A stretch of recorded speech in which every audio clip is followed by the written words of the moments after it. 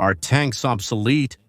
Since the appearance of tanks in World War I, tanks have been one of the most important pieces in the military chess game. In World War II, they were vital for the armies. And in this war, there was a boom in the field of armored vehicles. In the Cold War, this boom continued. We saw innovation after innovation after innovation. Reactive armors appeared, composite armors, remotely operated anti-aircraft machine guns, stabilization systems, self-reloading systems, and endless improvements to engines, which allowed tanks to go from 30 to 70 kilometers per hour, fire while moving, and withstand radioactive attacks and chemical weapons. But since the appearance of anti-tank weapons, like drones or the older guided anti-tank missiles, tanks seem increasingly vulnerable. In addition to being very costly vehicles to operate and produce. The fact that a weapon that costs just $500, like a drone, can destroy a $10 million vehicle without complications is quite problematic for tanks. And as they advance technologically, tanks are becoming increasingly expensive to produce, and therefore there are fewer in combat. Losing a tank in World War II was not a big deal, but losing a tank today is something for an army to consider. Because you not only lose $10 million, but you also lose the crew. A group of soldiers who require years of training to be able to drive this complex vehicle. Since the start of the Ukraine war, the only modern war where we have seen large tank battles, just like in World War II, we have seen hundreds of tanks destroyed. Even Western models, victims of drones and anti-tank missiles, more than anything. And would this be normal in a high-intensity conflict like this? But either way, the fact that either side could lose more than 100 armored vehicles in a single skirmish is a clear sign. In fact, this is a situation we've been seeing for decades. For example, in the last video we talked about the Battle of the Toyotas, where a group of 300 armed Toyota Land Cruisers defeated more than 100 T-55 tanks, almost without having material losses. So does this mean that tanks are obsolete? The truth is that they are not, or at least not in the short term. It would still be madness to leave an entire armed force without tanks, just because they are no longer as effective as they were at the beginning. Despite their increased vulnerability, tanks remain necessary as they fulfill unique roles on the battlefield.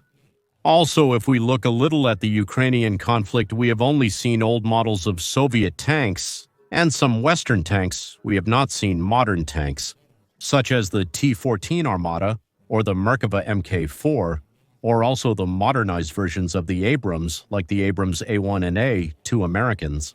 These tanks have countermeasures for drones and also for anti-tank missiles, in addition to having much more modern armor than what existed in the 70s.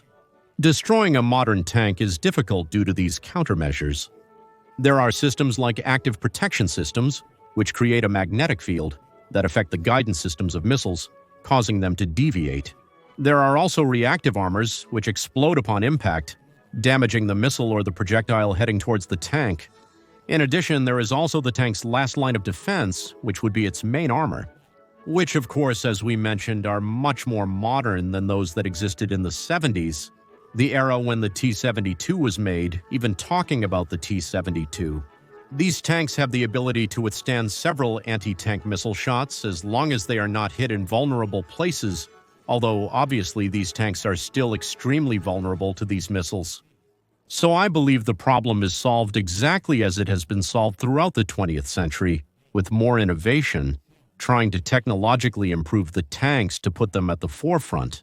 Tanks are also supposed to be used in conjunction with other armored vehicles and infantry, so the infantry would be responsible for preventing any enemy from firing an anti-tank missile against their tanks. And this is one of the reasons why at the beginning of the Ukrainian conflict we saw exorbitant numbers of tank casualties. The Russians were sending tanks into enemy territory alone as a way to use them for reconnaissance. That's not the case anymore. With each small offensive, the Russians strategize using large groups of armored infantry. Although the reduction in losses is not as significant after this new strategy, indicating the problem may not be primarily technological. But a clear problem that tanks have, and that has been increasing over time, is the problem of cost.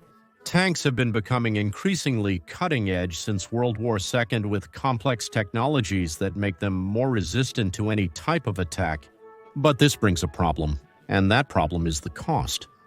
As a tank becomes more complex and advanced, the tank becomes more expensive to produce. An example of this is the Sherman 4 from World War II, an Allied tank that cost around $50,000 to produce. 1 million current dollars. Nowadays, a tank costs between $5 and $12 million. And the problem is that having a vehicle that costs $10 million, and then comes a weapon, costs less than $10,000 and it destroys it. It's something to consider when judging tanks, but despite these disadvantages, let's say that in the next decade I wouldn't see a total replacement of tanks, but certainly in the medium and long term we could see tanks being replaced by cheaper autonomous vehicles, and that by not carrying a crew they do not expose human assets to danger. These vehicles are called next-generation combat vehicles and are already being tested by armies like the United States Army. These are much cheaper, and by operating with artificial intelligences, they are more capable than a human crew. These could coordinate much better to tactics and would reduce the need to deploy troops in enemy territory. For the price of a tank, an army could deploy dozens of these ground drones, causing constant harassment to the enemy.